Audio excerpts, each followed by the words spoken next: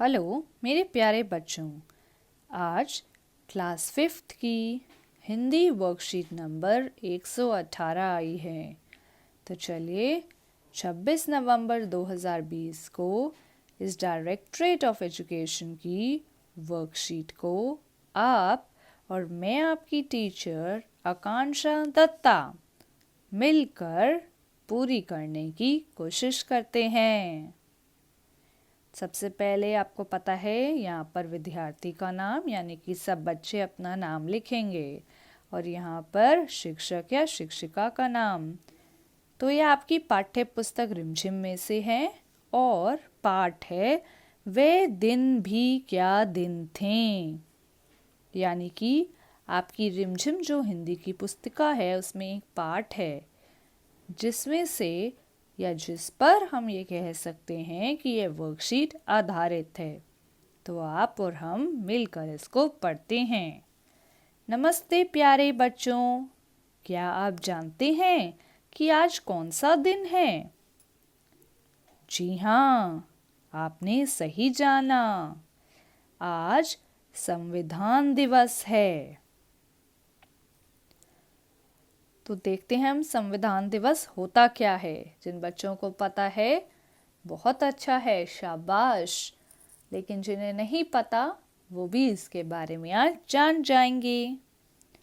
Doctor Bhimrao Ambedkar को भारत के संविधान का जनक कहा जाता है। तो बच्चों ये रही डॉक्टर भीमराव अंबेडकर की तस्वीर।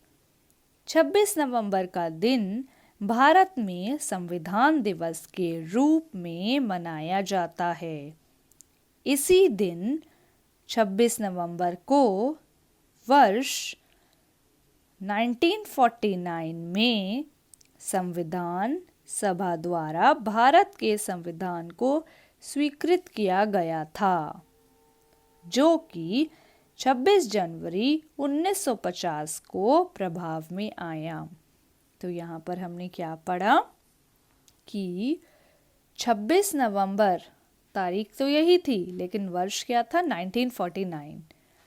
ठीक है बच्चों, इस दिन क्या हुआ था? जो हमारा संविधान सभा में जो भारत है उसने अपने जो संविधान है उसे स्वीकृत किया था यानी कि अपनाया था।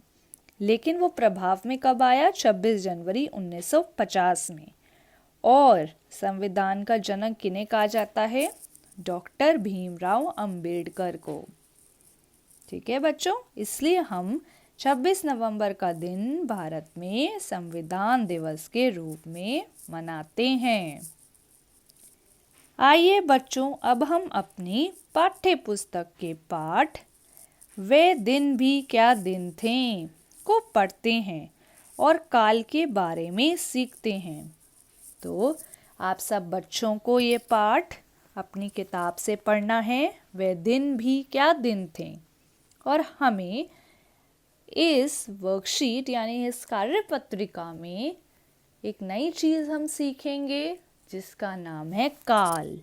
देखते हैं ये काल क्या है। काल। अब नीचे दिए गए वाक्यों को ध्यान से पढ़िए। हमें इन वाक्यों को पढ़ना है। ये एक लड़की है जो कि कोई काम कर रही है। देखते हैं क्या कर रही है। कुम्मी ने पाठ पढ़ा। अगला वाक्य पढ़िए। कुम्मी पाठ पढ़ रही है।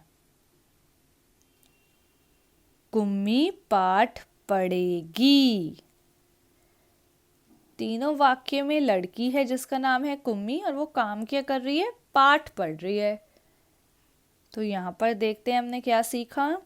इन वाक्यों में पाठ पढ़ा, पाठ पढ़ रही है, पाठ पढ़ेगी में क्रिया। क्रिया शब्द क्या है? पढ़ना, क्योंकि कोई काम हो रहा है। क्रिया क्या होता है? काम वाले शब्द, यानी जिन शब्दों से हमें ये पता चलता है कि कोई काम हो रहा है या कोई काम कर रहा है, वे शब्द क्या कहलाते हैं? क्रिया। तो यहाँ पर क्रिया क्या है? पढ़ना। ठीक है, तो पाठ पढ़ा, पाठ पढ़ रही है, पाठ पढ़ेगी में क्रिया के होने के समय अर्थात काल का बोध हो रहा है। तो इसे समझने के लिए आपको एक परिभाषा दी गई है, हम वो समझते हैं। क्रिया के जिस रूप से कार्य के होने के समय का पता चले वह काल कहलाता है। यानी कि बच्चों, जब भी हमें क्रिया का कोई ऐसा रूप दिया हो जिससे हमें ये पता चले जो भी काम है वो कब हो रहा है, यानी कि उसका समय पता चले, वो क्या कहलाता है? काल। आप भी बोलिए, क्या कहलाता है? काल। शाबाश। अब देखिए, हम पहले ये पढ़ते हैं। क्रिया के जिस रूप से कार्य करने या होने के समय का ज्ञान होता है उसे काल कहते हैं। दूसरे शब्दों में, यानी कि हम एक दूसरी भाषा में सीखते हैं कि काल क्या होता है। हमें एक परिभाषा पता चली, इससे हमें थोड़ा सा समझ आया। अब अगली में हमें और समझ आएगा। क्रिया के उस रूपांतर को काल कहते हैं जिससे उसके कार्य व्यापार का समय और उसकी पूर्ण अथवा अपूर्ण अवस्था का बोध हो। यानी कि जब हमें ये पता चलता है कि कोई काम हुआ या पूरा नहीं हो पाया, वो समय जो है हमें काम करने का जब पता चले, वो क्या कहलाता है? काल। उदाहरण देखिए, बच्चे खेल रहे हैं, मैडम पढ़ा रही हैं। दूसरा देखिए, बच्चे खेल रहे थे, मैडम पढ़ा रही थी। ठीक है। तीसरा वाक्य, बच्चे खेलेंगे, और आगे क्या लिखा है? मैडम पढ़ाएंगी। अब देखिए, पहले वाक्य में क्रिया वर्तमान समय में हो रही है, यानी कि क्रिया अभी चल रही है, काम चल रहा है। बच्चे खेल रहे हैं, मैडम पढ़ा रही है। ठीक है। दूसरे वाक्य में क्रिया पहले ही समाप्त हो चुकी थी। बच्चे खेल रहे थे, यानी बच्चे पहले खेल रहे थे।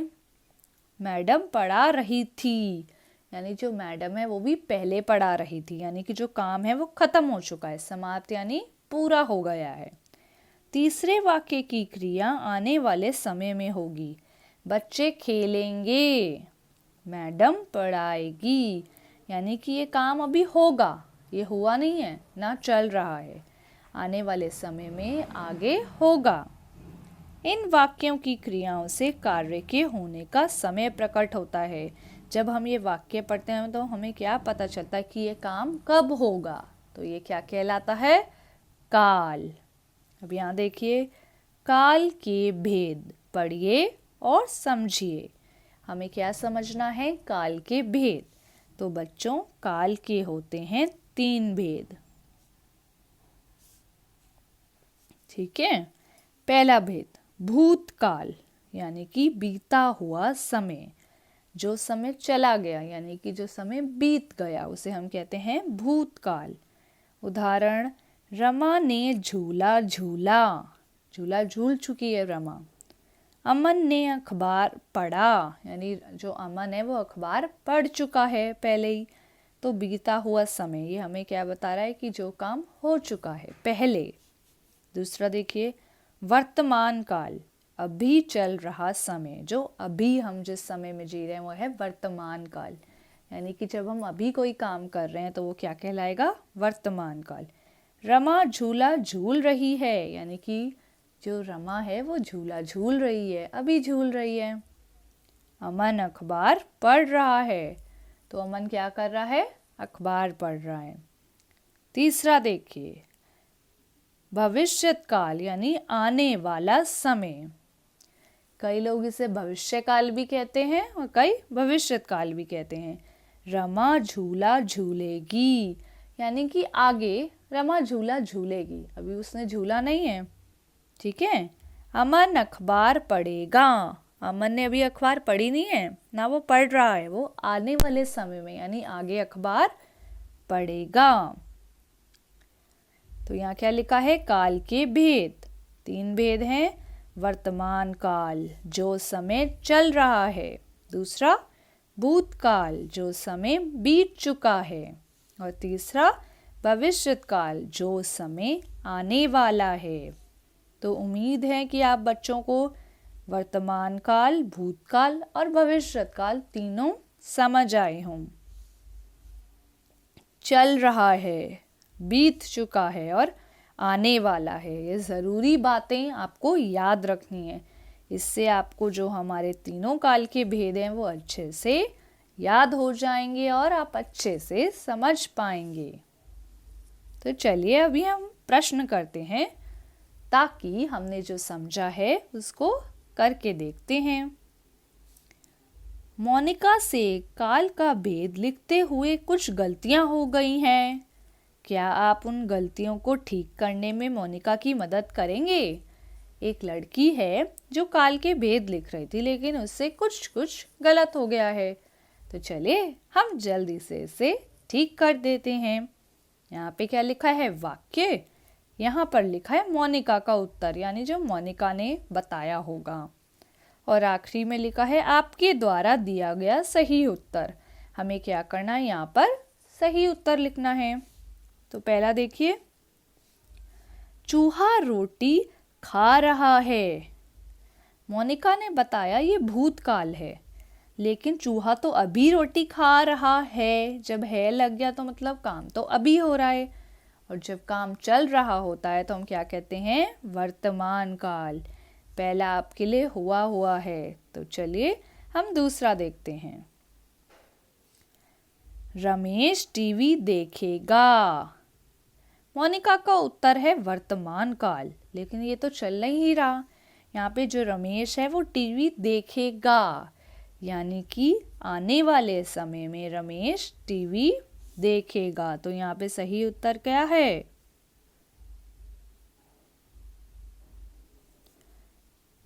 भविष्यत काल। देखा था ना आपने यहाँ पे?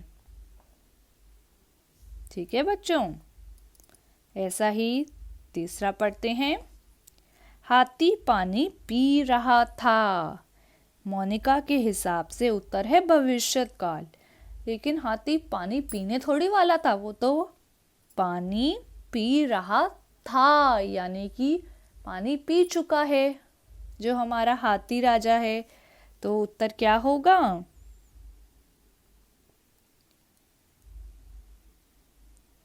उत्तर होगा भूतकाल।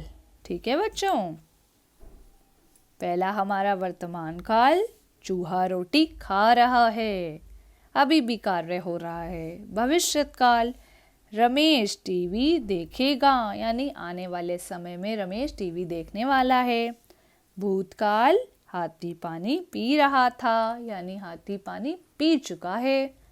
उम्मीद है आप बच्चों को काल क्या होता है, काल के कितने भेद होते हैं, ये समझ आया हो। और बच्चों, अगर ऐसा है तो इस वीडियो को ज़रूर लाइक कीजिएगा और दोस्तों के साथ शेयर करना मत भूलिएगा।